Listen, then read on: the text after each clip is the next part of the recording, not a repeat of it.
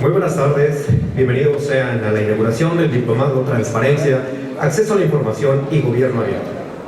En el Presidium nos acompaña el maestro Joel Salas Suárez, comisionado y coordinador de la Comisión Permanente de Políticas de Acceso a la Información del Instituto Nacional de Transparencia, Acceso a la Información y Protección de Datos Personales.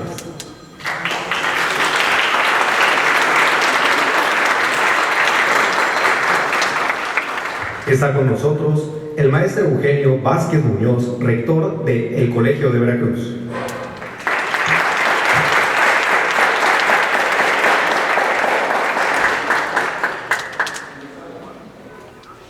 El licenciado José Rubén Mendoza Hernández, comisionado presidente del Instituto Veracruzano de Acceso a la Información y Protección de Datos Personales.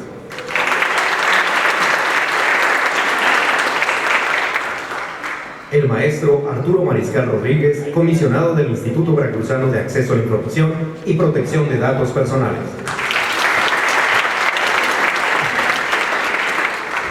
También está con nosotros María de Rocío Tinajero Osorio, secretaria general del Sindicato Estatal de Trabajadores al servicio del Poder Judicial del Estado de Veracruz.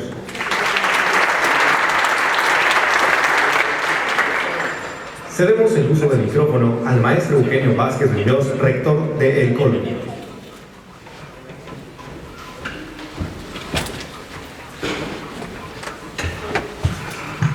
Buenas tardes, gracias por acompañarnos.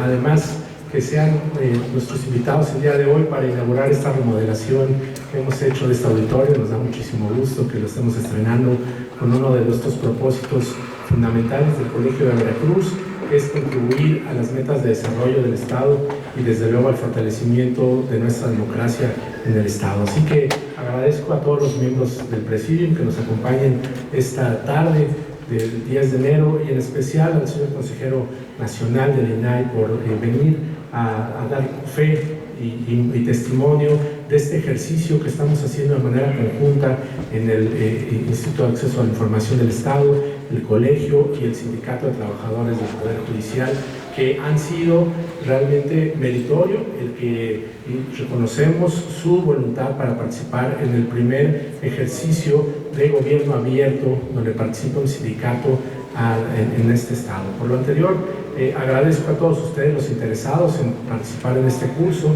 en este diplomado, para debo decirles que está superando las expectativas de aforo. Ya tenemos confirmadas hasta el momento 51 personas que lo van a tomar y bueno, esto habla del compromiso que hay entre los veracruzanos por participar en temas fundamentales para nosotros de gobierno abierto. Agradezco también la presencia de la doctora Tania Vázquez, consejera del OBLE, así como de los compañeros miembros del Sistema Estatal Anticorrupción que nos acompañan y de los demás miembros del Colegio de Veracruz que están el día de hoy, como desde luego todas las asistentes de este diplomado y en particular a los miembros del Sindicato del Poder Judicial. Hoy en día el POLVER manifiesta su interés y su compromiso en participar en un ejercicio de gobierno abierto. Y quiero mencionar a quien no nos pudo acompañar el día de hoy, lamentablemente, pero a la maestra Yoli García Álvarez, representante del IBAI para los ejercicios de gobierno abierto ante el INAI, que lamentablemente no pudo acompañarnos esta mañana, pero quien sin duda ha sido una de las impulsoras de estos ejercicios en el Estado y a quien saludamos a la distancia. Le ruego a sus compañeros pares que le hagan llegar nuestro saludo. Y desde luego, nuestro reconocimiento a los compañeros consejeros que sí están el día de hoy con nosotros por este esfuerzo que hemos compartido ya desde hace varios años. Este es uno de los puntos en el camino que hemos andado juntos, el IBAI y el Colegio de Veracruz. En diferentes etapas hemos participado con trabajos académicos, con capacitación y desde luego es un logro para nosotros el poder echar a andar este diplomado.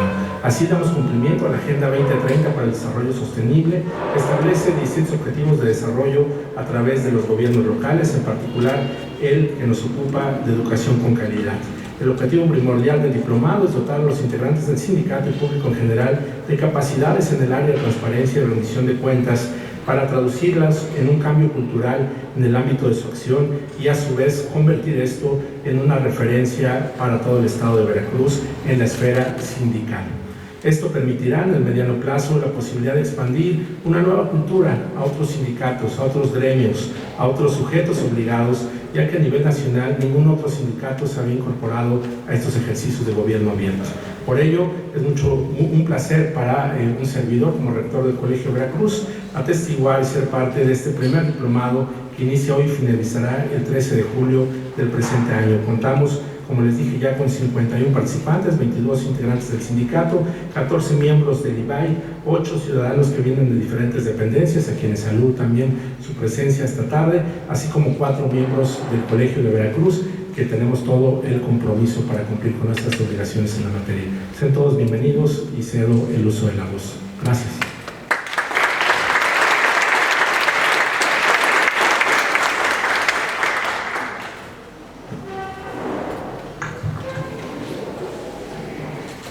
De igual forma, le pedimos al comisionado presidente José Rubén Mendoza Hernández nos dirija un mensaje.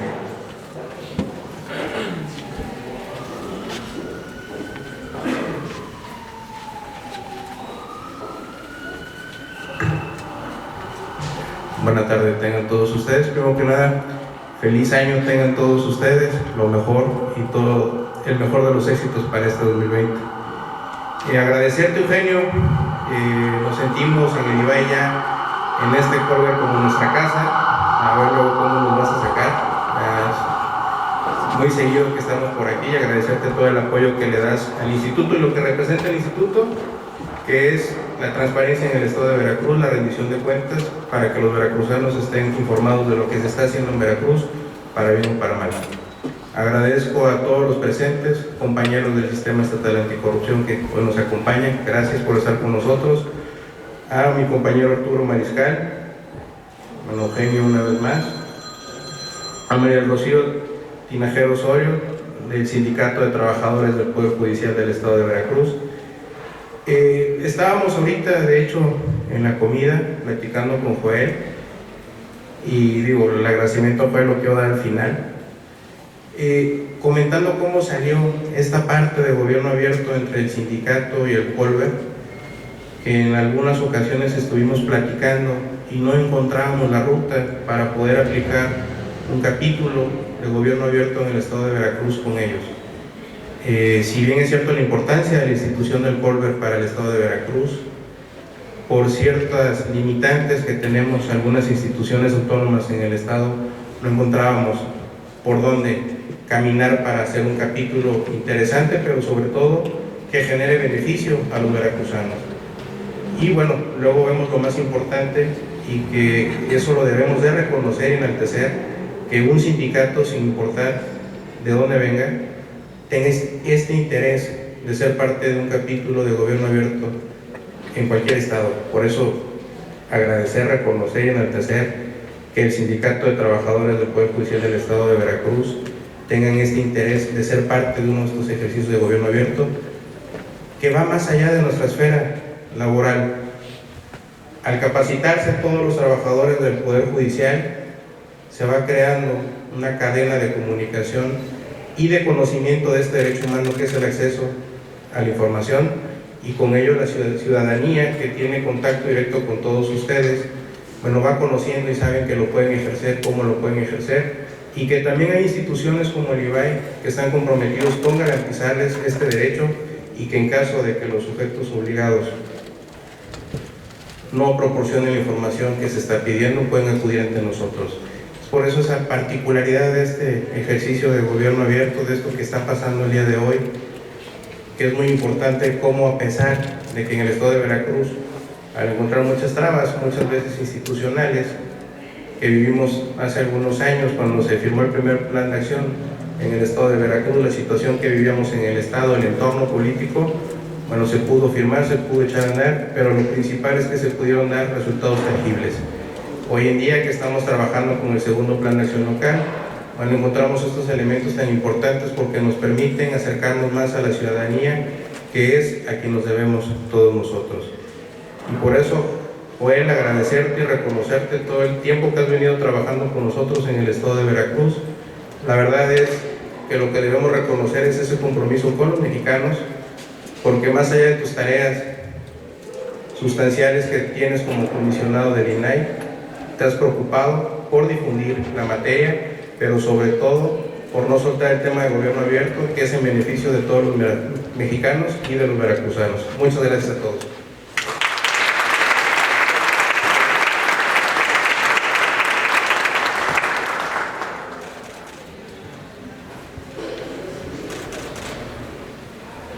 Muchísimas gracias, y pues para dar seguimiento al programa en la inauguración del diplomado, invitamos a las personas que se encuentran en el presidio a pasar a tomar asientos de este lado para escuchar la ponencia del maestro Joel Salas Suárez, la conferencia magistral Transparencia, valor fundamental para el bien común.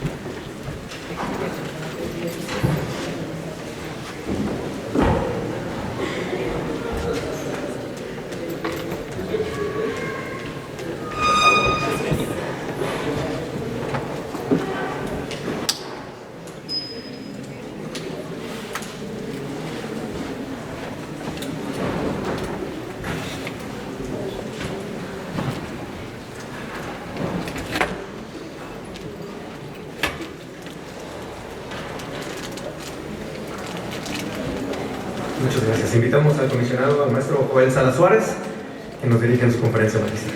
Muchas gracias.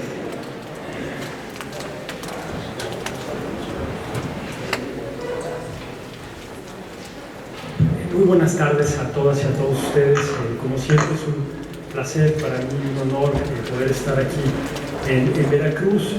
Y debo de reconocer en primera instancia que muy probablemente esta es la última ocasión que estoy en Veracruz como comisionado del INAI, y no quiero dejar de reconocer la importancia y el papel fundamental que ha jugado el IBAI a través de sus comisionados, no solo en el impulso decidido y constante de gobierno abierto aquí en Veracruz, sino que Rubén, por ejemplo, fue el coordinador de la Comisión de Gobierno del Sistema Nacional de Transparencia, y Yoli, cuando fue coordinadora del Sistema Nacional de Transparencia, hicimos una alianza muy fuerte con ella, y desde luego Arturo, desde que asumió su papel como comisionado, ha acompañado estos esfuerzos, por lo cual en esta que es mi última visita a Veracruz, dejar constancia y en los hechos mi reconocimiento al IBAI por el impulso decidido que ha dado a gobierno abierto, como bien decía Rubén, en condiciones incluso demasiado adversas en el pasado reciente.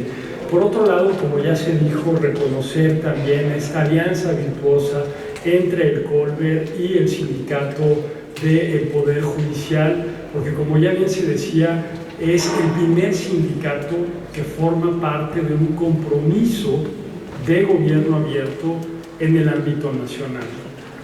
En el ámbito nacional tenemos sindicatos incluso que ni siquiera cumplen con las instrucciones que le da el INAI cuando le quiere garantizar su derecho de acceso a la información a un ciudadano, como lo es el Sindicato de Petróleos Mexicanos, o sindicatos que no cumplen con sus obligaciones de transparencia.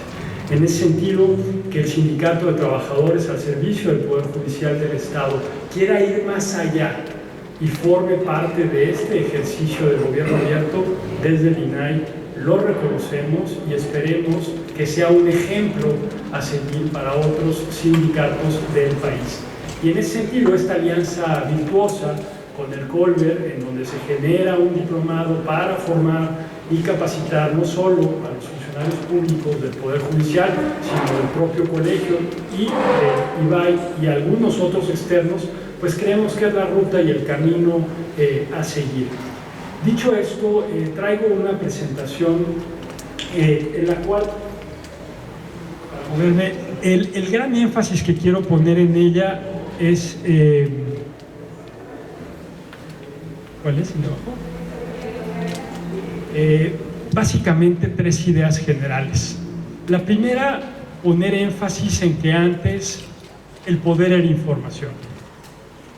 Antes de que tuviéramos leyes de acceso a la información, el propio poder decía qué información quería que los medios reprodujeran. El propio poder definía los relatos o las historias que querían que se narraran, y como ciudadanos, pues nosotros no teníamos este instrumento de control democrático del poder. Dicho esto como contexto general, luego me gustaría ilustrar cómo el derecho de acceso a la información y la transparencia, a propósito de que tenemos un integrante del Comité de Participación Ciudadana del Sistema Local Anticorrupción, fue fundamental para poder demostrar que la corrupción era estructural al sistema político mexicano. Hablaré de algunos casos, para finalmente demostrar cómo el acceso a la información y la transparencia han sido fundamentales para garantizar otros derechos. Primero, esta lámina a mí me gusta mucho compartirla porque creo que demuestra con mucha precisión la hipótesis que les decía hace un instante. Cómo a partir de que se empiezan a crear e implementar las leyes de acceso a la información pública, los casos de corrupción empezaron a visibilizarse a nivel nacional. Y entonces tenemos que, por ejemplo, en 1996 solamente teníamos 518 notas que hablaran de casos de corrupción a nivel nacional. La primera ley federal se empezó a implementar en el 2003 y a partir del 2004 vemos cómo hay un incremento sustantivo en las notas de prensa que hablan de posibles casos de corrupción, hasta llegar al año 2018, en donde tuvimos 55.332 notas. Entonces, periodistas, académicos, defensores de derechos humanos, activistas, defensores de derechos humanos, empezaron a hacer un uso sistemático del derecho de acceso a la información y a utilizar la información que debería de ser pública como obligaciones de transparencia para demostrar y generar casos de corrupción, visibilizarlos y que generaran una exigencia ciudadana y que hubiese consecuencias. ¿Quién no recuerda el caso de Odebrecht? Una empresa brasileira que trató de sobornar prácticamente en todos los países de América Latina para quedarse con contratos públicos y a partir de eso ganarlos. Bueno, hoy México sigue siendo el único país junto con Venezuela que no ha tenido sanciones penales o administrativas a altos cargos. En Argentina fue un primer ministro o un vicepresidente a la cárcel. En Perú se suicidó un expresidente, cayó otro presidente. En fin, en todos los países de la región ya ha habido sanciones, en el caso mexicano no. El caso mexicano, más allá de las declaraciones que hizo el exdirector de la empresa Odebrecht diciendo que había dado $10 millones a funcionarios de Pemex para sobornar, se tuvo acceso al expediente gracias al derecho de acceso a la información, que por cierto fue la remodelación de una refinería Pajaritos, creo que está aquí en Veracruz. Y ahí está la información de los contratos y demás. Otro caso también que involucra de una manera u otra a Pemex, el caso Fertinal, no sé si lo recuerdan, en donde se compra chatarra a un sobrecosto de prácticamente 475 millones de dólares, cuando en realidad valía 25 o 30. Ese caso recientemente tuvimos un recurso de revisión en el INAI, en donde pedimos que instruimos tanto a Pemex como a la Comisión Nacional Bancaria y de Valores que se entregara toda la información contenida en estos expedientes. Pues recuerdan esta, ay, me fui, no es porque esté aquí en Veracruz, pero es un caso, esta imagen, ¿no? En donde están, pues, si ustedes ven aquí, buena parte de los gobernadores que salen en esa imagen, o bien tienen procesos abiertos, algunos se encuentran detenidos y otros están en proceso de investigación. Por ejemplo, yo soy de Nayarit, antes de ser comisionado del INAI, le hice una carta pública al exgobernador de Nayarit, diciéndole que él decía que era muy transparente, pero en la práctica no podíamos tener acceso a la información, y a partir de ese caso yo dije, la opacidad de ayer puede ser la corrupción de hoy o de mañana. Creo que esta imagen lo refleja con mucha precisión.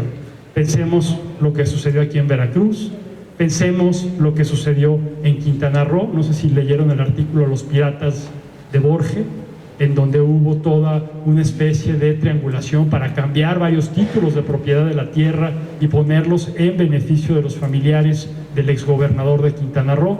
Pensemos en Chihuahua, en el otro Duarte, en Medina, en Nuevo León, en fin, una serie de casos que múltiples periodistas, haciendo un uso sistemático del derecho de acceso a la información, lograron demostrar cómo había un mal manejo de recursos públicos que terminaron después siendo insumos para que se iniciaran las investigaciones, sobre todo por la PGR, y que algunos de ellos estén ya sancionados.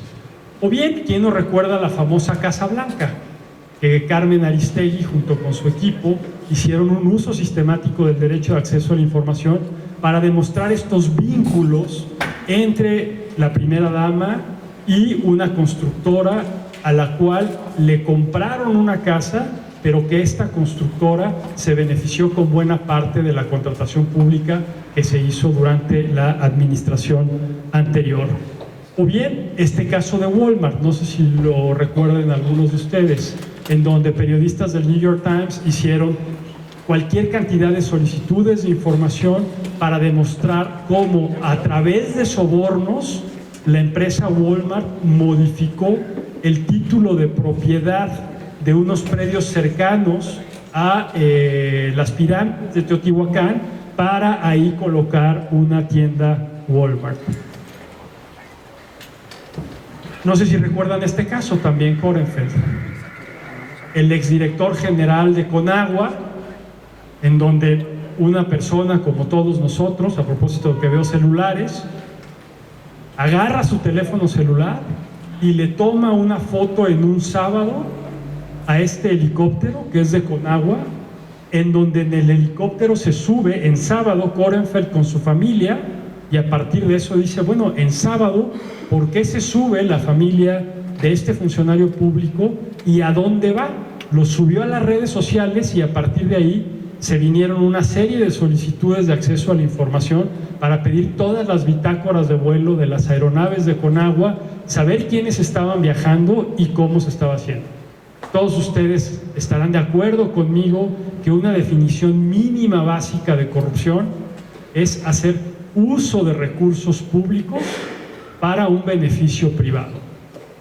En un primer momento esta información fue negada por Conagua, nos llegó un recurso de revisión al INAI y nosotros instruimos a que se entregaran las bitácoras de vuelo de las aeronaves, y ahí se pudieron dar cuenta de que en este vuelo concretamente se había utilizado para llevar al exfuncionario y su familia de su casa al aeropuerto de la Ciudad de México, porque de ahí tomaron un avión para irse de vacaciones.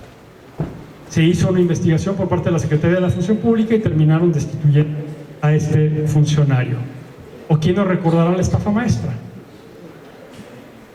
Una red, un modus operandi que se hizo mediante el cual se utilizaron a universidades públicas para triangular recursos, para pagar bienes y servicios por un monto que, como lo veremos más adelante, llega casi a los 8,000 millones de pesos. Y en el caso de la estafa maestra, nosotros hicimos ejercicio al interior del INAI para ver cuántas solicitudes de información se habían hecho en relación a este tema. Los periodistas que hicieron la investigación de Animal Político hicieron, y Mexicanos Unidos contra la Corrupción, como 600 solicitudes de información. Nosotros en el INAI identificamos 2,460 del periodo de 12 de junio de 2003 al 14 de febrero de 2018. Es decir, se sabía previo a los informes de la Auditoría Superior de la Federación y a estas piezas periodísticas que ahí había algo que estaba sucediendo. Y de esas solicitudes se generaron múltiples recursos de revisión, prácticamente el 8.1%, 200 recursos de revisión, y estos son los sentidos en los que nos pronunciamos en el INAI. Pero también para la investigación se hizo consulta de las obligaciones de transparencia, de los contratos que se habían generado entre las dependencias, las universidades y los productos. ¿Me creerían que uno de esos contratos se pagó un estudio que se copió y pegó de Wikipedia, por el cual pagaron 3 millones de pesos? Gracias a un estudio que hizo el Observatorio contra la Corrupción de la UNAM, así se ve hoy en un estudio es la corrupción. En el caso de la estafa maestra, todo el mundo pensamos en la exsecretaria Rosario Robles, pero fíjense ustedes cuántas dependencias en realidad participaron. Está Pemex, está Sedesol, está la Secretaría de Educación Pública, la Zagarpa, el RAN, y dentro de esas redes, Pemex representa casi poco más de 3.500 millones de pesos. Todos los que participaron dentro de la red de Pemex están aquí involucrados. La pregunta es, ¿la corrupción termina agarrando a una sola persona? ¿Qué va a pasar con todos esos mecanismos y ese modus operandi que hizo posible el desvío de casi más de los 8,000 millones de pesos? Y dentro de eso, pues tenemos muchos actores, porque la corrupción no depende única y exclusivamente del sector público, sino que depende también del sector privado. Y esta lámina me gusta mucho porque podemos ver distintos actores dentro del análisis de redes. Podemos compartir luego la presentación si gustan. Por ejemplo, en este color que es como un gris son las dependencias públicas, en verde son las universidades, en azul empresas regulares, es decir, empresas que están bien ante el SAT, ante la Secretaría de Economía.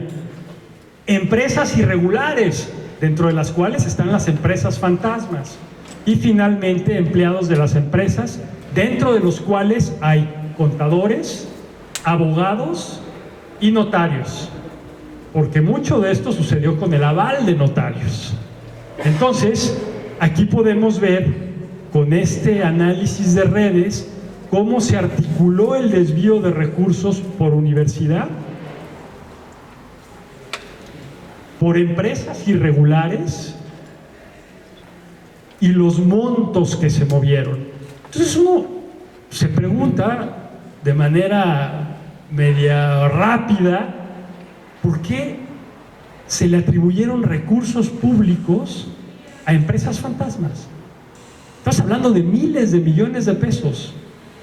¿Por qué los responsables de autorizar el pago a esas empresas que en principio deben de estar dentro del registro de empresas fantasmas del SAT, dónde estuvieron los mecanismos internos de control? O sea, ¿por qué no se vigiló a quién se le estaban pagando esos recursos? Insisto, todos los puntitos rojos son empresas irregulares.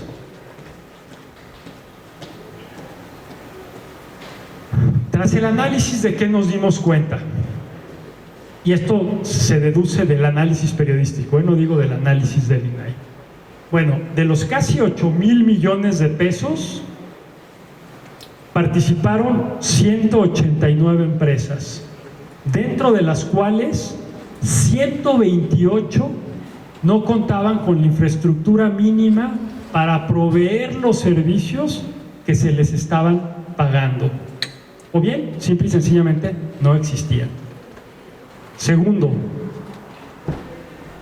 de las 186 empresas, 148 recibieron contratos de manera directa, es decir, no hubo ninguna licitación, invitación a cuando menos 3, tiro dirigido.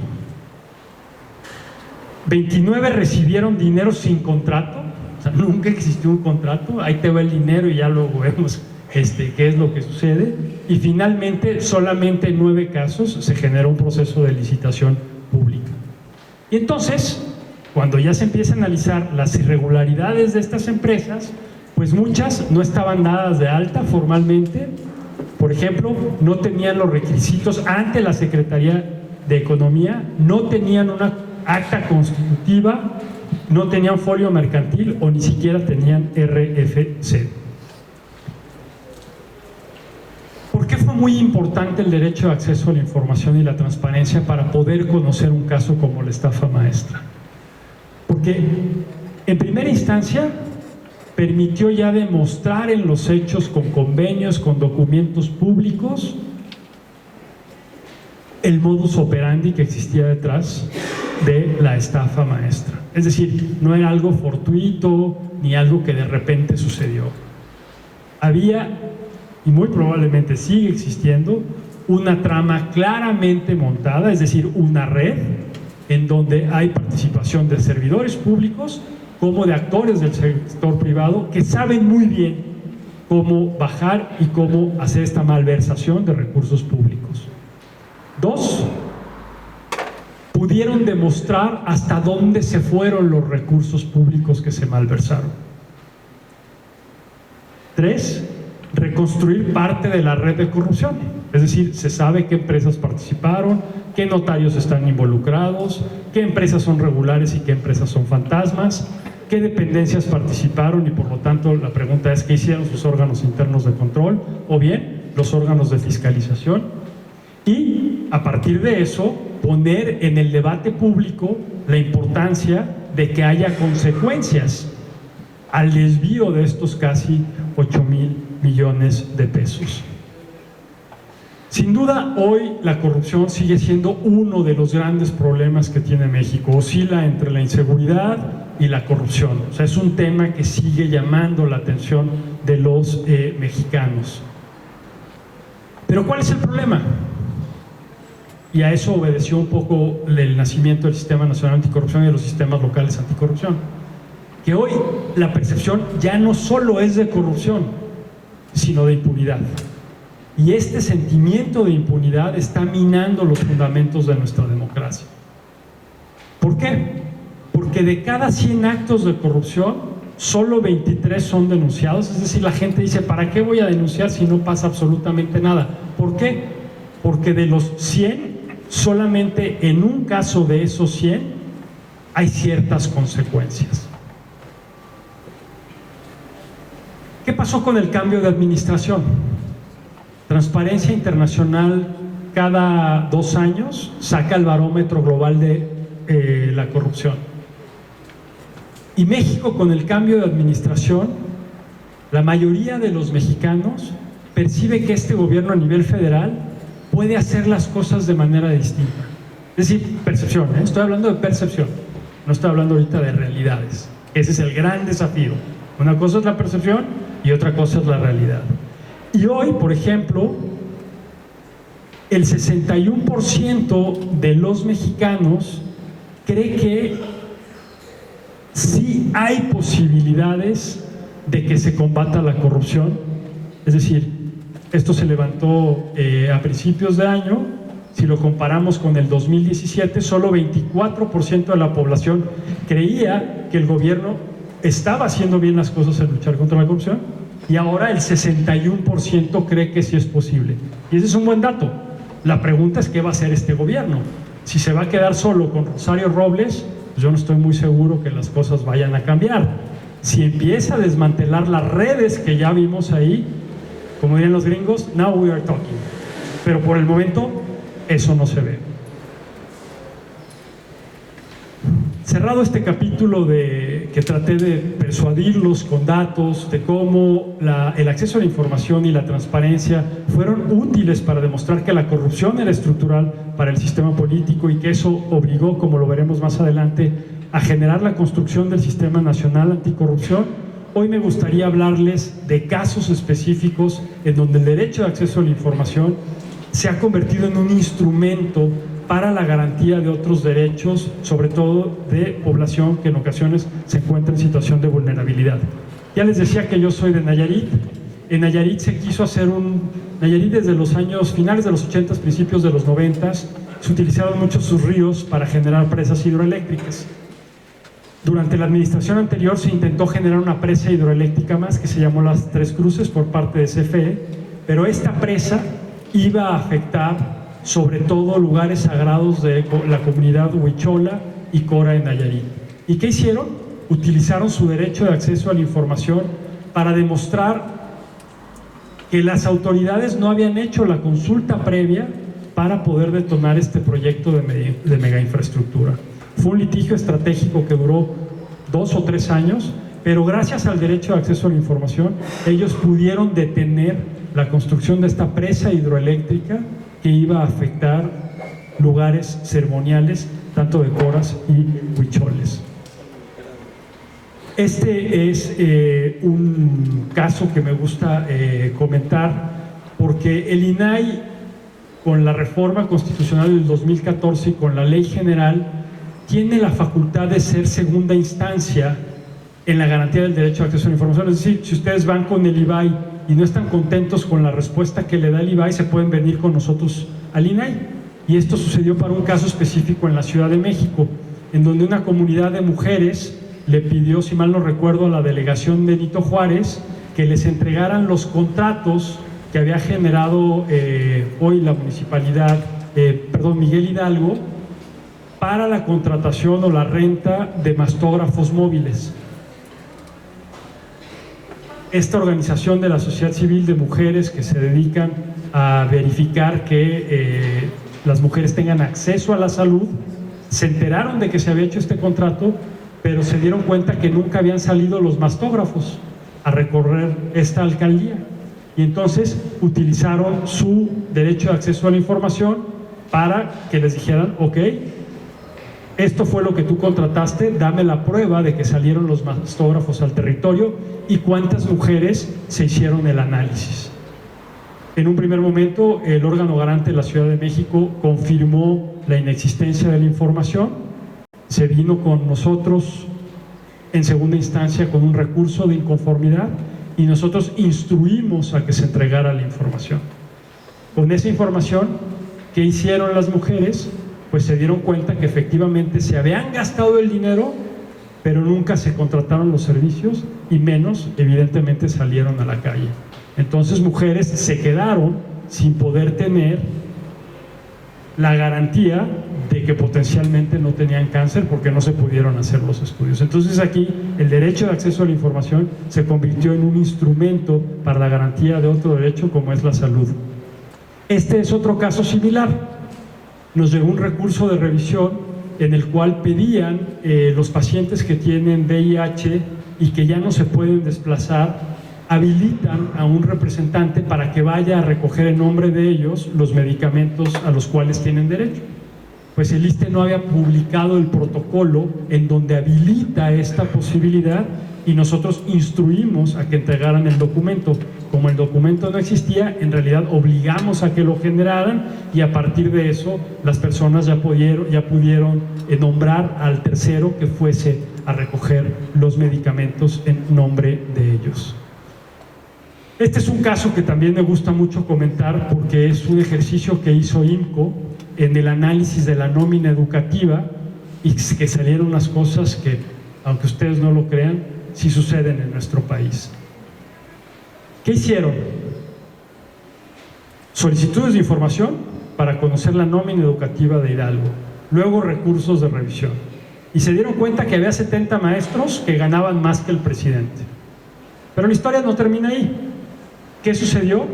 Se dieron cuenta que había más de 1,400 docentes que tenían 101 años de edad y lo más interesante, que todos, además de seguir dando clases, nacieron el mismo día. Mucha coincidencia, ¿no? Si esto lo traducimos en números, representan alrededor de 343 millones de pesos al mes en una nómina docente evidentemente inexistente. Pensemos qué pudiese hacer el Colegio de Veracruz con ese presupuesto, solo de un mes. ¿De cuánto es el presupuesto del Colbert anual? 30 millones, para que se den una idea. porque luego hablamos de millones y millones, pero no tenemos como referencia. Es tan brutal lo que ha sucedido en materia de corrupción que hay que ponerle contexto. El presupuesto del Colbe anual es de 30 millones. Bueno, esto era en la nómina de un estado, 343 millones de pesos, que quién sabe en la bolsa de quién terminaron durante quién sabe cuántos años.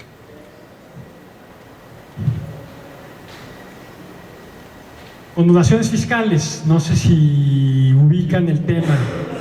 De 2007 a 2018 prácticamente se condonaron un poco más de 600,000 millones de pesos y apenas en septiembre logramos que se hiciese público más de 400,000 millones de pesos. ¿Quién se habían beneficiado de estas condonaciones fiscales?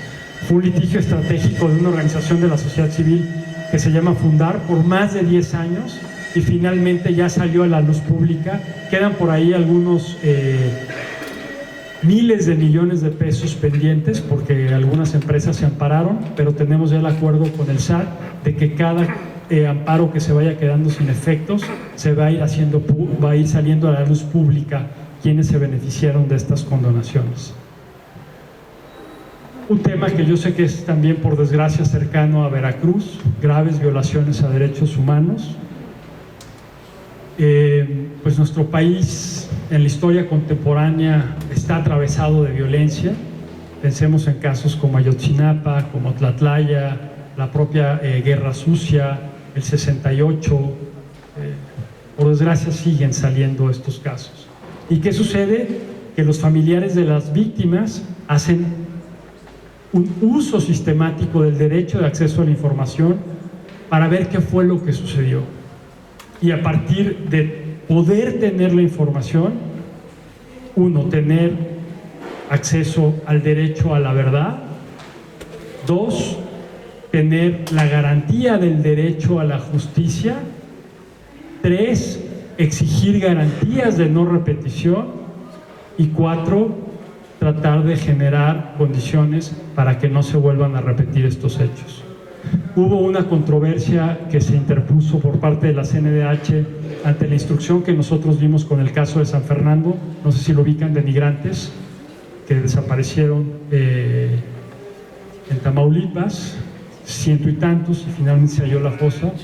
La CNDH interpuso una acción de inconstitucionalidad para que nosotros no pudiésemos entregar la información, sino que hasta que concluyera el proceso de la investigación de la CNDH, y por fortuna la Suprema Corte de Justicia nos dio la razón y nosotros podemos entregar la información para efectos de acceso a la información, que los familiares de las víctimas puedan conocer los expedientes y exigir los otros temas que les platiqué. Y esta es una facultad que tenemos todos los órganos garantes de vencer las reservas cuando estamos hablando de graves violaciones a los derechos humanos.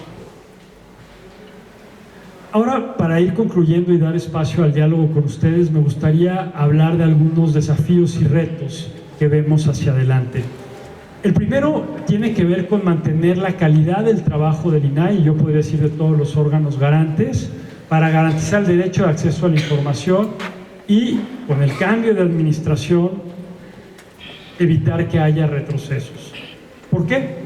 Porque con el cambio de gobierno y con el nuevo estilo personal de comunicar del presidente, como veremos enseguida, ha habido un aumento sustantivo de las solicitudes de información y de los recursos de revisión, porque la gente está utilizando el derecho de acceso a la información para tratar de contrastar los dichos que tiene el presidente en sus conferencias mañaneras con los hechos.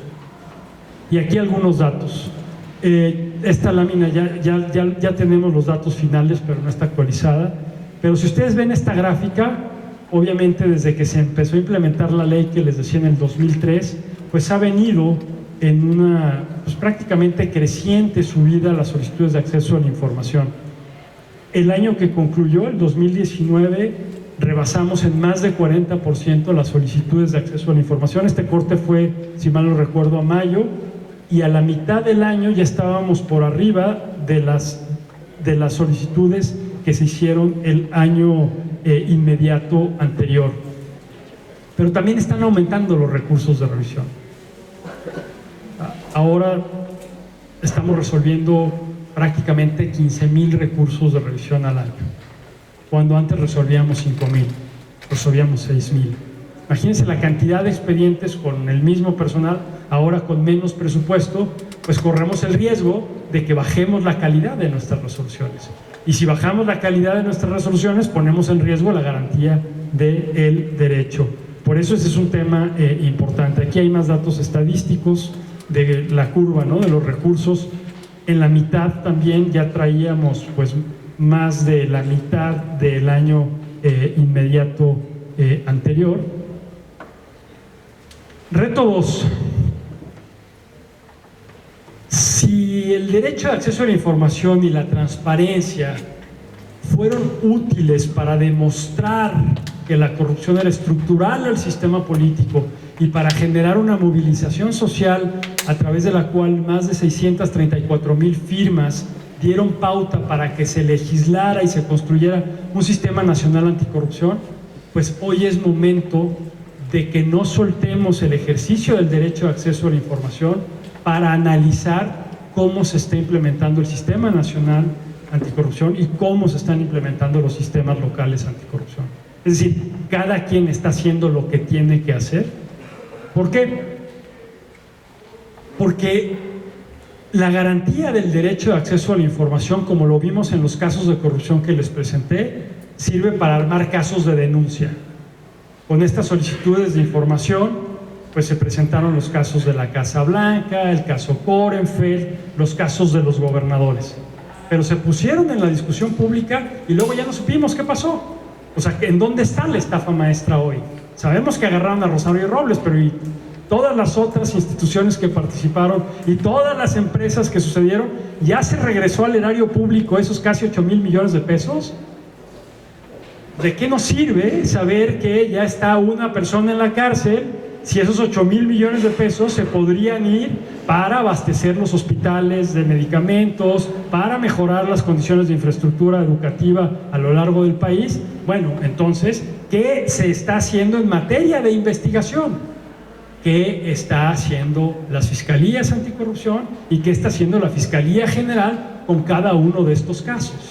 Bueno, podemos hacer solicitudes de acceso a la información y recursos de revisión para saber cómo va el órgano de control interno del Senacica, de Pemex, de la universidad que participó en la estafa maestra. ¿Qué están haciendo? ¿Ya se restituyeron parte de los recursos que fueron desviados? ¿Qué está haciendo la Unidad de Inteligencia Financiera?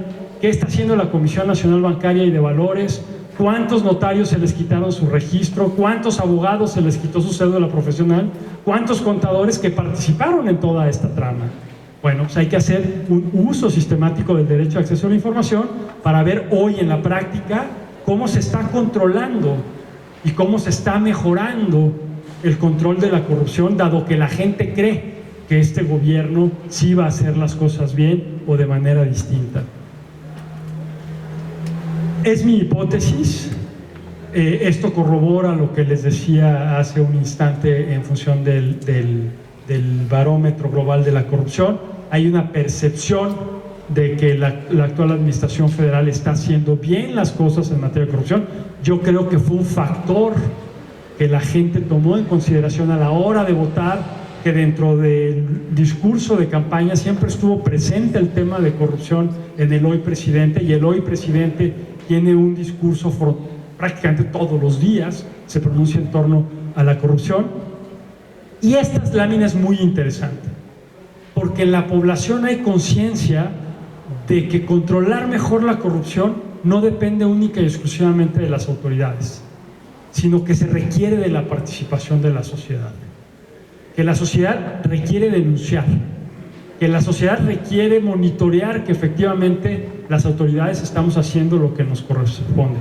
Entonces, prácticamente un 38% considera que es responsabilidad de la ciudadanía también participar en un mejor control de la corrupción. Tercer reto que nosotros vemos: hay que salir de la lógica de abastecer la demanda de información de un pequeño grupo de la población que ejerce su derecho solamente 5.6% de los mexicanos han ejercido el derecho de acceso a la información, para pasar a la oferta de información que es de interés de la población. Y a eso obedece la transparencia proactiva. Tenemos que salir de la lógica de la transparencia reactiva para pasar a la transparencia proactiva. Ustedes recordarán el tema del año pasado, cuando inició, de las primeras decisiones que tomó el gobierno, fue el tema del huachicol. Y para eso se compraron una serie de pipas, porque cortaron los ductos para evitar el abastecimiento y que la gasolina se iba a mover a través de pipas. Salieron un montón de dudas: cuánto iban a costar las pipas, cuántas iban a ser. O sea, y el gobierno tenía una oportunidad de oro, de no esperarse a que le preguntaran, sino de entregar el gobierno toda la información de esas adquisiciones, cómo se estaba mejorando la distribución, en cuánto tiempo iba a empezar a fluir la gasolina con la distribución que se iba a hacer por las pipas en las distintas estaciones, porque recordarán las filas que hubo en algunos estados. Las universidades Benito Juárez, 100 universidades en todo el país, ¿ustedes saben en dónde van a estar? ¿Quién tiene derecho? ¿Cuál va a ser la currícula? Pues eso la gente se lo está preguntando hoy.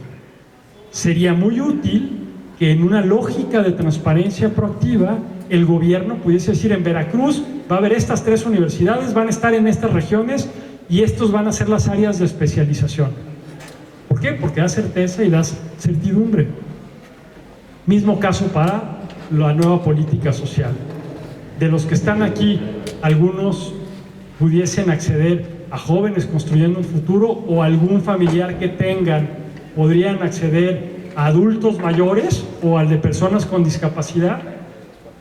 Si sí les está llegando esos programas, bueno, pues si tienen derecho, debería de haber un sitio en el que tú podrías ver y buscar si tienes derecho a ese programa social y no te está llegando, ante quién podrías pedir que te empiece a llegar, o a tu abuelito, o a tu tía, o a tu primo. Para eso tiene que ser útil la información, para que la nueva política social le llegue a quien le tiene que llegar, y eso se podría lograr con una política de transparencia proactiva. ¿Qué pasó con el programa que eliminaron de estancias infantiles y que en principio le iba a llegar el dinero de manera directa a los padres y madres que trabajan y dejaban a sus hijos en estas estancias infantiles? ¿Sí están llegando esos recursos a todas las personas que les deberían de llegar? ¿Cuáles son los criterios que se deberían de seguir, las reglas de operación para poder aplicar a este programa? Entonces, lo que busca una política de transparencia proactiva es, en primera instancia, disminuir asimetrías de información. Que quien quiera saber sobre un tema de manera rápida, ya lo veremos, ya lo comentaré más adelante. Ahorita demos por sentado que todo el mundo tiene acceso a Internet porque se ha privilegiado las comunicaciones digitales para este tipo de políticas, pero que todo el mundo, quien quiera, puede acceder a esa información, y no solo quien tiene relación con la persona que lleva los programas sociales, o quien tiene a un familiar o un conocido y que a partir de eso lo colocan dentro del padrón de beneficiarios de esos programas. 2, esta información debe de ser útil para mejorar la relación sobre los trámites y servicios que son de preocupación de la población. Cuando nosotros hicimos la encuesta nacional de acceso a la información y protección de datos personales con el INEGI en el 2016, pues nos dimos cuenta que la demanda de información no corresponde con la oferta de información que está contenida en las obligaciones de transparencia. La gente quiere saber sobre educación, la gente quiere saber sobre salud, quiere saber sobre inseguridad y los trámites y servicios que hace en el día a día. No quiere mucha información muy detallada en un primer momento. Eso es lo que busca la transparencia proactiva. Poderle dar información relevante a los ciudadanos para que optimicen en su día a día la toma de decisiones y a partir de eso poder detonar procesos reales de rendición de cuentas. Desde el INAI, tratando de generar como ejemplos concretos de qué sería la transparencia proactiva, generamos estas 3 herramientas que los invito a que las vean. Una, en materia de publicidad oficial. ¿Cuánto nos gastamos en el INAI? Bueno, ustedes saben que incluso Veracruz estaba dentro de los estados que más gastaban en publicidad oficial, pero no se sabía a quién y por qué, ¿no? Y cuáles eran los productos que se entregaban. Bueno, ahorita están solo los gobiernos de Jalisco, Quintana Roo y Chihuahua. Y ustedes pueden entrar a ver cuánto pagan por una inserción en prensa, cuánto pagan por una intervención en la televisión. Comisiones abiertas, ustedes pueden entrar, ponerle ahí Joel Salas, cuánto me he gastado desde que inicié como comisionado, ahora que estoy por concluir, y evaluar si esos gastos que he tenido, sí le generan valor agregado a la institución o no. Y finalmente el estándar de contrataciones abiertas, que es cuánto nos gastamos en contratar para evitar posibles estafas maestras.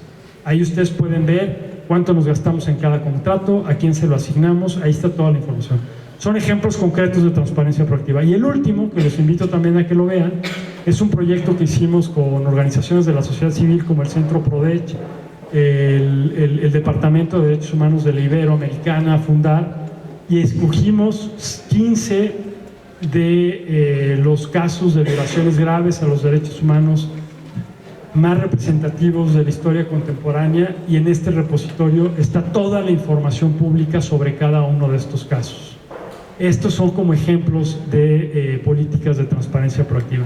Y finalmente, en el INAI también creamos este portal que se llama Ante la Opinión Pública, en donde tenemos toda la información sobre casos que van surgiendo, como por ejemplo el socavón, lo que pasó con los sismos de 2017, y ahí está toda la información pública. Hace tiempo le hicimos una propuesta al gobierno federal que la Secretaría de la Función Pública ya está trabajando, y es generar un portal de transparencia proactiva con los 25 proyectos prioritarios del gobierno federal. Esperamos que muy próximamente lo puedan poner a disposición de la ciudadanía con la finalidad de poder guiar a la población sobre cómo va el proyecto de la construcción del nuevo aeropuerto, del Tren Maya, de los programas sociales que vimos hace un instante, y que esa información sirva para construir una nueva relación entre la población y las autoridades. Y justo a partir de eso construimos un convenio específico con la Secretaría de la Función Pública y construimos esta guía de transparencia proactiva que también está en el micrositio del INAI, que los invitamos a que la puedan consultar. Son ejemplos muy puntuales a través de los cuales ustedes como sociedad le pueden exigir a su órgano garante o a las instituciones que empiecen a implementar este tipo de ejercicios. Finalmente, el último reto que nosotros vemos es cerrar las brechas en el acceso a la información. México sigue siendo un país en el cual casi el 50% de la población no tiene acceso a Internet, y si dentro de nuestro modelo privilegiamos el acceso a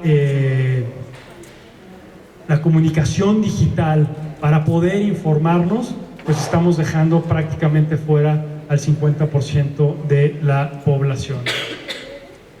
Si bien es cierto que buena parte de la población sabe que existe el derecho de acceso a la información, como les decía hace un instante, solamente 5.6% ha cristalizado en la práctica el ejercicio de este derecho. Y tratando de cerrar estas brechas, como parte del plan o del Programa Nacional de Transparencia, desde el INAI, de la mano con los órganos garantes locales, impulsamos esta política que se llama el Plan Nacional de Socialización, en donde ahorita está en curso también aquí en Veracruz. ¿Y qué es lo que hacemos? Hacemos una alianza y salimos a las colonias, a los barrios, a convocar a la gente y la formamos para que ellos se conviertan en facilitadores del derecho de acceso a la información. ¿Cuáles son los principales problemas públicos que tú vives en tu día a día y cómo la información pública te ayuda para resolver esos problemas públicos? Y a partir de esto ya hemos formado alrededor de 4,000 personas a lo largo de los 20 estados que están participando. Creemos que se puede generar una espiral virtuosa. Pues yo lo dejaría ahí y ahora quedo abierto a sus posibles preguntas y respuestas, y una vez más agradeciendo la oportunidad a los colegas del IBAI, a el Colver y al sindicato de poder arrancar con ustedes este diplomado que desde el INAI lo vemos como algo muy positivo que se genere en estas sinergias. Muchas gracias y muy buenas tardes.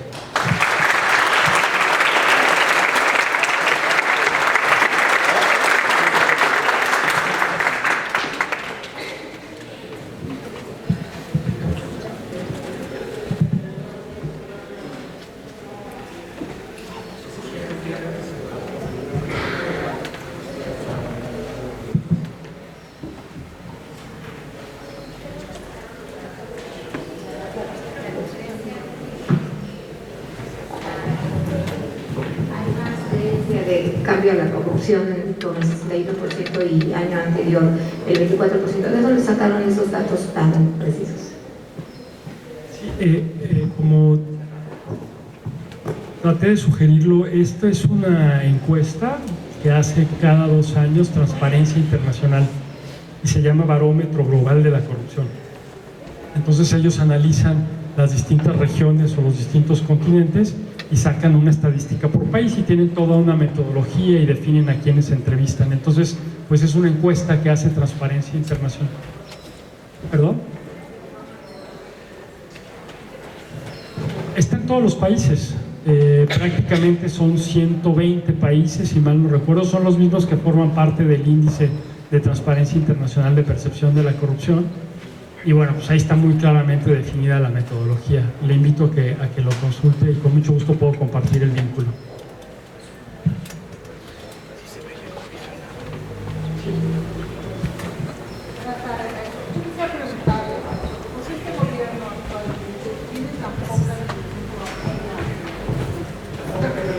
Tan poca información proactiva. Por ejemplo, acabo de ver la situación esta del servicio médico que concluyó, el popular, que instaura el nuevo. Es un caos en toda la República, ¿no? Veía yo en México la desesperación de la gente al no tener el suficiente dinero para pagar, decía que pagan 58 pesos a pasarle casi 500 pesos diarios, ¿no? No tiene, de las políticas públicas que han implementado, no he visto una que tenga esta acción proactiva. ¿A qué cree usted que se debe? ¿A la improvisación? ¿Que no tienen los elementos? ¿No cuentan con personas para realizarlo? ¿O qué es lo que está pasando? Gracias.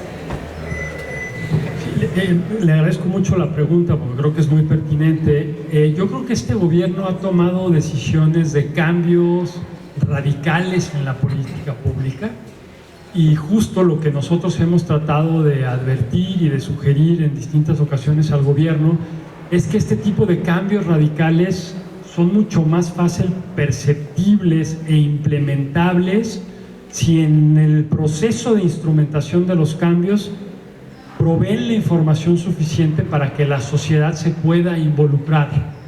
No tengo la respuesta de por qué no lo han hecho, pero nosotros insistimos de manera constante una y otra vez sobre la importancia y la pertinencia de que el gobierno, uno, pueda proveer la información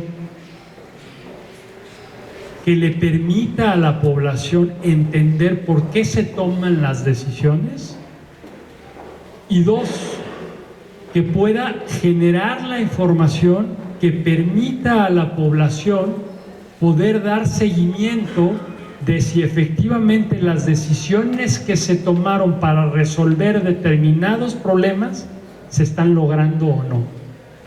Y creo que el ejemplo que usted señala es un ejemplo muy representativo de cómo con información proactiva se pudo haber evitado pues como cierto caos, como sucedió también con el tema del huachicol.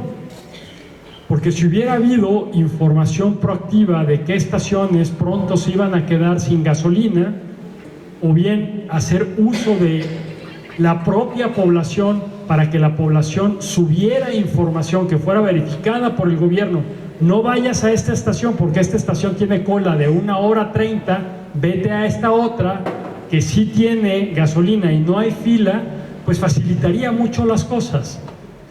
De lo que yo he podido percibir en estos 2 o 3 días, al parecer lo de las cuotas es porque quien no estaba afiliado al Seguro Popular sí tiene que pagar una cuota.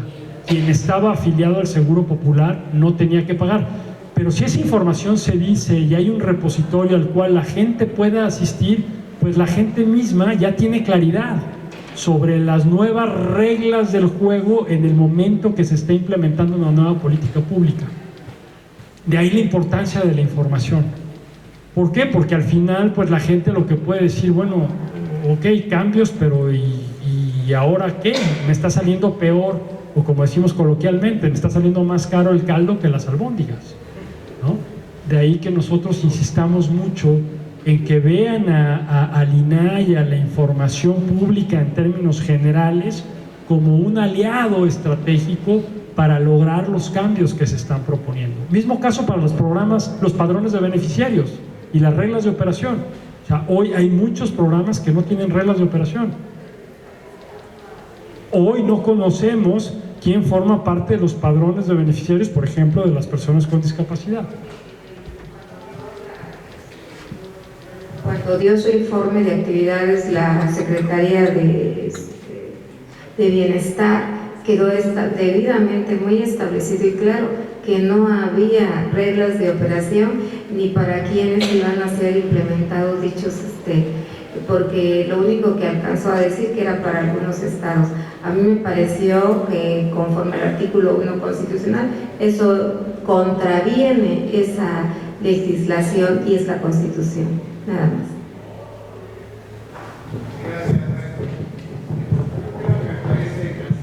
Me parece muy importante, y usted lo señaló, como los retos que tienen frente a sí INAI y todo lo que es la política de transparencia, y tiene que ver no solo con el estilo personal de comunicar, sino con el estilo personal de gobernar. El primer mandatario se siente muy cómodo con las mediciones que tiene, con una altísima aceptación popular y sobre todo ponderando de manera muy positiva lo que ha sido el esfuerzo o lo que la gente considera que ha sido el esfuerzo, los resultados del combate a la corrupción. En el sistema estatal de corrupción, yo formo parte de él, soy el presidente del sistema estatal de corrupción. Hoy precisamente tuvimos una videoconferencia con presidentes de los sistemas locales porque es la fecha que no se puede emitir aún la política nacional anticorrupción. Que ya se están, la reunión fue justamente para prever qué tipo de medidas o acciones de manera colegiada podemos tomar para instar pues al comité coordinador de que este documento, que ya está concluido después de un arduo y largo proceso de consulta, de análisis con la participación ciudadana y de instituciones académicas, está prácticamente listo. Pero en la historia del trabajo del sistema y desde el cambio de gobierno, por ejemplo, se frenaron muchos avances que ya se traían, las declaraciones patrimoniales, por ejemplo, se planteó que no servía el trabajo que se había hecho y que había que empezar de nuevo o replantearlo.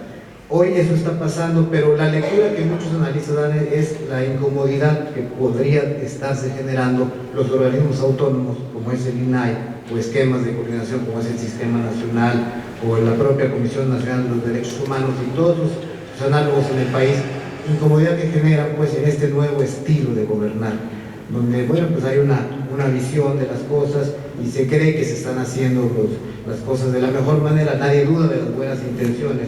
Y finalmente yo creo que fue por eso el voto mayoritario, masivo, 30 millones de votos, para poder dar esta oportunidad a esta nueva expresión política que está ofreciendo, y yo creo que va avanzando, hay que dar el tiempo y la oportunidad que concluya. Pero mi comentario, y pedirle su comentario, maestro, es ¿cómo percibe el INAI esa relación con el Ejecutivo, con las instancias como el Sistema Nacional donde participan? Porque sí, esto se expresa en diversas maneras, de que hay ciertas trabas, de que las cosas no fluyen, y una de ellas es también la visión esta de la austeridad republicana, los recortes presupuestales. Ahora mismo en Veracruz a la Secretaría Ejecutiva del Sistema Estatal le redujeron aún más su presupuesto, donde ponen prácticamente es un predicamento el que pueda operar. Ese tipo de cosas tienen que ver, regreso, con esa visión de personal, de gobernar, con esa visión de la ruta que han de seguirse. ¿Cuál es su impresión al respecto? Maestro, y gracias por la exposición, de verdad lo felicito. Muchas gracias a usted por el comentario y la pregunta.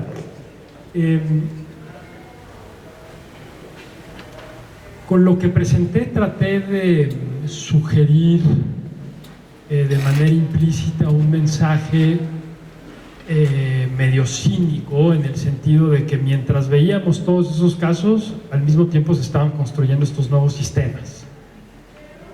Entonces yo creo que hay una especie de percepción en el gobierno de que cómo es posible que mientras se construyeron estos sistemas la corrupción haya aumentado tanto, y eso es parte de las críticas que el presidente ha hecho al INAI, ¿no?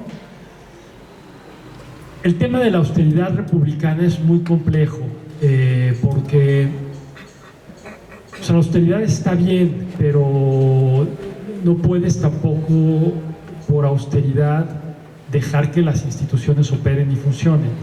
En el caso del INAI, pese a los recortes presupuestales que nosotros, desde el día de la elección y el mensaje que mandó el presidente, nos bajamos nuestro presupuesto. Y no lo vemos mal, o sea, creemos que está bien, que tenemos que extender esta nueva lógica. Pero en el INAI también nos quedamos solos, es decir, en el INAI fuimos los únicos que votamos, por ejemplo, en contra de los formatos, porque los formatos pues se descafeinaron un poco, ¿no? Entonces nuestra percepción es, por un lado, con el Ejecutivo como tal, con el presidente, por este estilo personal de comunicar y de relacionarse con los otros poderes. Y aquí ya dejo de lado el INAI, mi interpretación personal es que él está construyendo una nueva relación con el sistema político, con los poderes, con los gobernadores, con la sociedad civil, con la prensa y demás. Y hay que entender ese juego discursivo y narrativo en los hechos que está pasando. Por ejemplo, algo que yo he tenido la oportunidad de especializarme en los últimos años, pues el ejercicio federal de gobierno abierto estaba muerto, porque el gobierno anterior hizo uso del espionaje a través de Pegasus y las organizaciones de la sociedad civil desde 2017 se salieron. Y con la actual secretaria de la Función Pública lanzamos en septiembre el 4º plan de acción de gobierno abierto. Entonces hay un diálogo constante. Lanzamos esta guía de transparencia proactiva.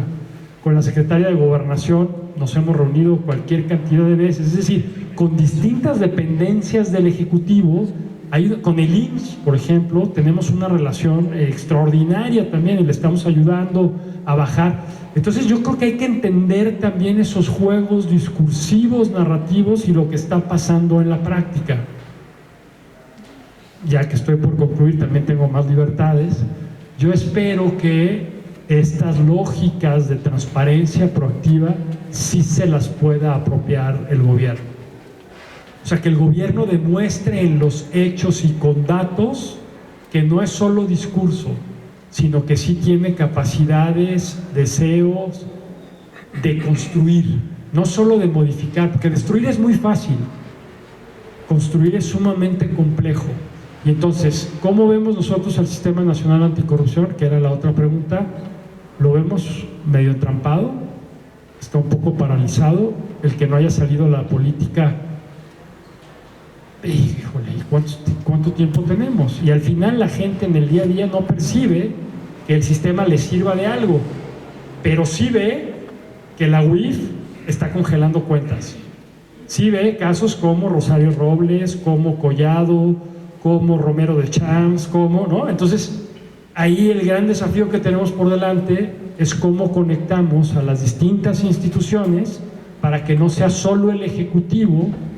Porque, a ver, si el judicial no hace su parte, a propósito del sindicato, pues todas las carpetas de investigación que se judicialicen se pueden caer, Y pese a que ya hoy las fiscalías son autónomas, si las investigaciones de las fiscalías no están bien armadas, se van a caer también. Si los órganos internos de control no arman bien los expedientes, el tribunal les va a dar palo y las faltas administrativas graves se van a caer. De ahí la importancia, que fue como la segunda parte de mi intervención, de que no dejemos de utilizar el derecho de acceso a la información para monitorear a las instancias. Y ahí ustedes como CPC creo que tienen un papel fundamental, porque son los coordinadores al final y son la voz ciudadana al interior de los sistemas locales. Y ahí la armonía o la coordinación entre los CPCs y los órganos garantes del acceso a la información, pues es clave. No puse mucho énfasis en la parte preventiva, pero se habla mucho de sanciones, pero tenemos que pasar también a la lógica de prevención, porque mientras no tengamos una política clara de prevención. Es más, yo la digo así de simple y llano: hoy que alguien me diga que este modus operandi de la estafa maestra ya dejó de operar con la nueva administración, porque mientras no haya controles reales, esto va a seguir sucediendo. porque las redes son muy poderosas, las redes trascienden gobiernos, o sea, las redes nacen para quedarse. Los que estamos en las instituciones públicas tenemos un mandato claramente delimitado, y ese sería como mi mensaje al nuevo gobierno federal: demuéstrenos con hechos que están desmantelando redes.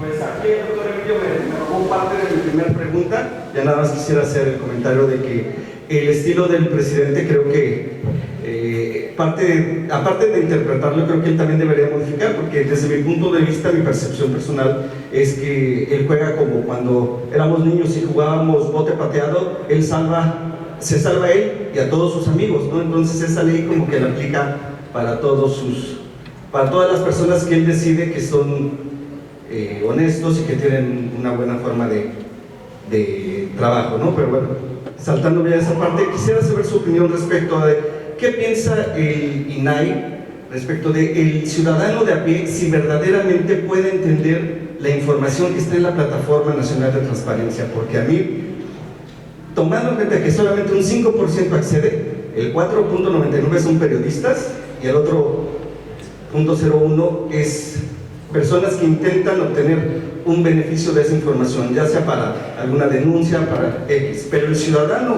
de a pie, dudo mucho que le entienda. Gracias.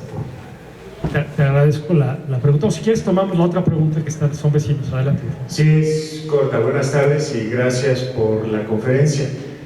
¿Quién supervisa, el supervisor, si yo como ciudadano le solicito al INAI información relativa a la práctica del INAI? Quiero saber, por ejemplo, alguna información que no esté publicada en su portal y que tenga que ver con la forma como operan, gastan, etcétera.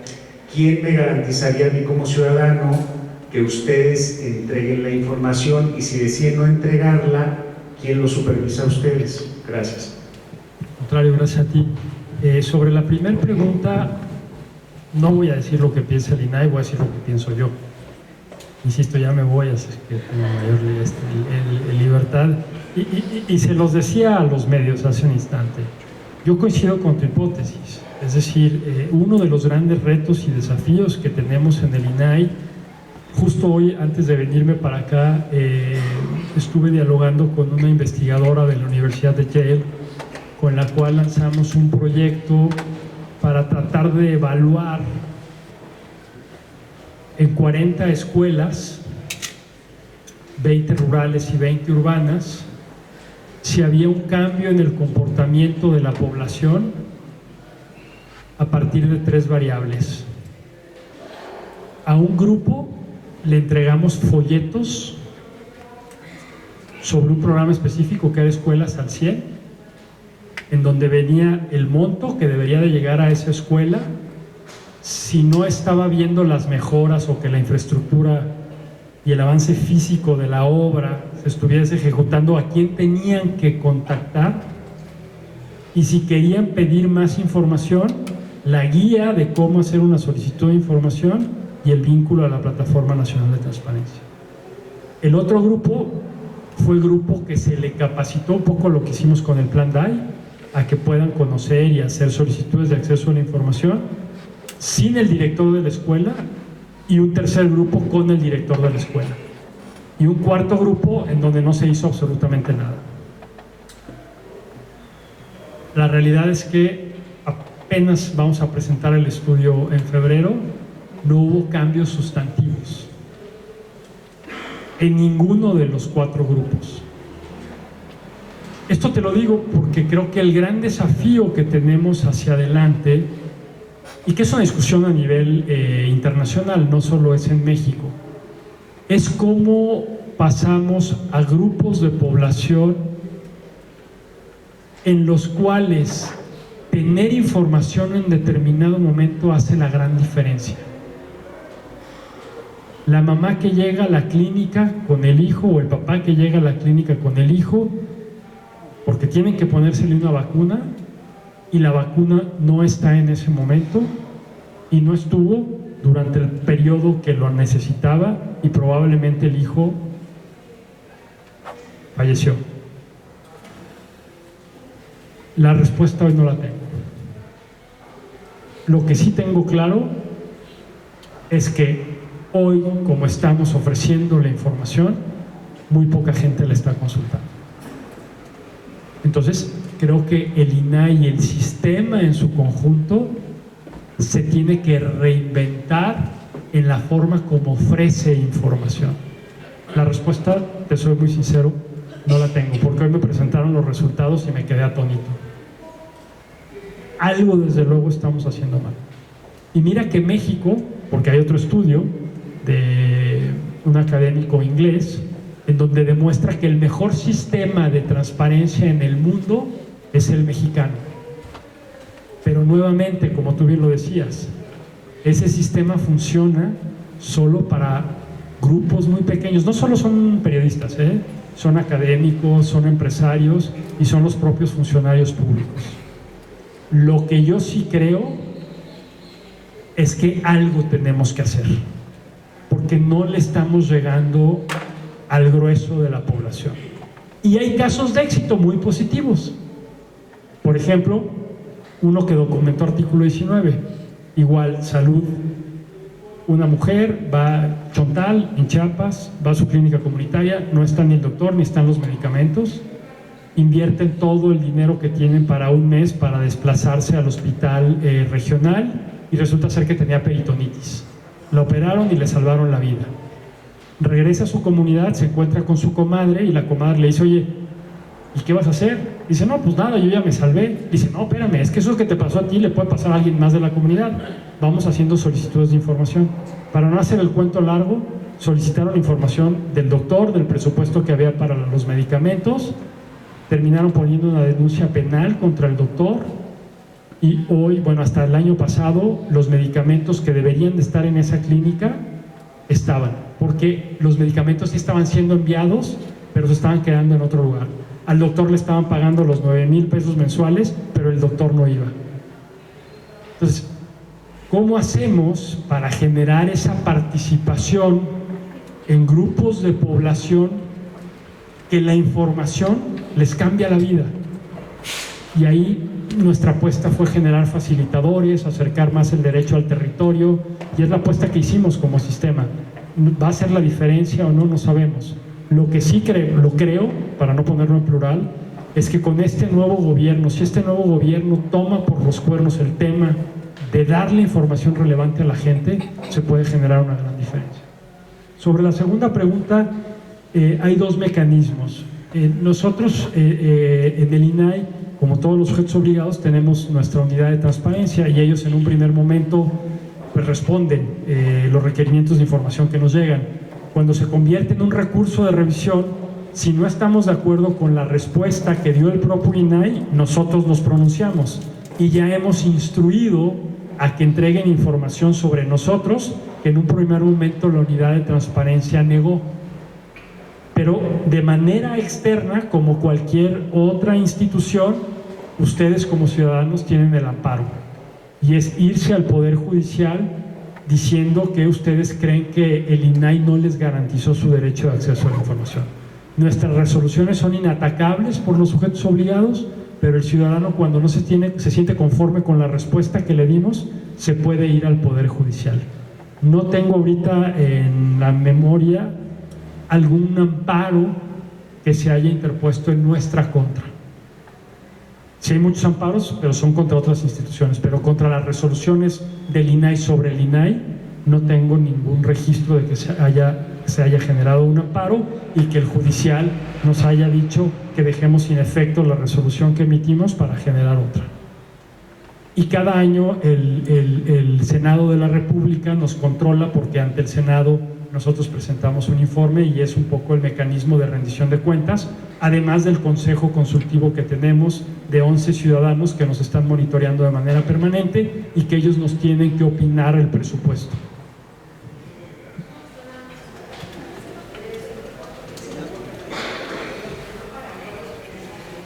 La ley general, si mal no recuerdo, establece .50 centavos. Entonces, todos los estados no pueden poner un costo mayor. El tema es que hay, en lo federal, esa es la ley de ingresos, quien establece los costos de reproducción y es menos de 50 centavos. Y luego los estados homologan normalmente esa tarifa, pero la ley general sí establece un máximo y que es lo que establece la ley federal. Entonces, ya nos pasó un caso, por ejemplo, lo que pasa es que hay copia simple y hay copia certificada. La copia certificada es más cara. En el caso de Nayarit, por ejemplo, concretamente le quisieron cobrar a una persona 1.5 pesos por copia, puso el recurso de revisión y se instruyó a que se entregara con el costo de 0.5 pesos cada copia. Bien. Muchas gracias a todos por su participación. Si existieran algunas otras preguntas que formularle al maestro, en el transcurso del diplomado las pueden canalizar y nosotros con todo gusto hacerlo propio. Les agradecemos mucho la asistencia de todos ustedes, por supuesto, la participación, la brillante participación del maestro, del comisionado, y bueno, pasaríamos a la entrega del reconocimiento conjunto que tanto el Instituto Veracruzano de Acceso a la Información y por supuesto el Colegio de Veracruz otorgarán al maestro, y por favor el maestro Eugenio Vázquez, el comisionado presidente José Rubén Mendoza, hará la entrega del reconocimiento, también el maestro Arturo Mariscal. Muchas gracias, señor consejero, fue muy pedagógico, muy ilustrativo, y quiero agradecer también, hacer un reconocimiento al compromiso de quienes serán los coordinadores de este esfuerzo académico, que es el doctor Salvador Díaz Buitrón y la licenciada Mayeli López, titular de nuestra unidad de transparencia. Muchas gracias, y ellos estarán para coordinar este esfuerzo y para brindarles todas las facilidades a quienes asisten a este curso. Así que, a nombre de ambas instituciones, les cedo el uso de la voz a los señores integrantes del IBAI, pero por parte del Colegio de Veracruz, nuestro testimonio de gratitud, y esperamos tenerte pronto nuevamente con este u otro membrete. Es tu casa, Joel. Muchísimas gracias por estar con nosotros. Pues Joel, muchísimas gracias por estar con nosotros de nueva cuenta. Siempre serás bienvenido a Veracruz, y nuestro más grande reconocimiento. Muchísimas gracias por todo.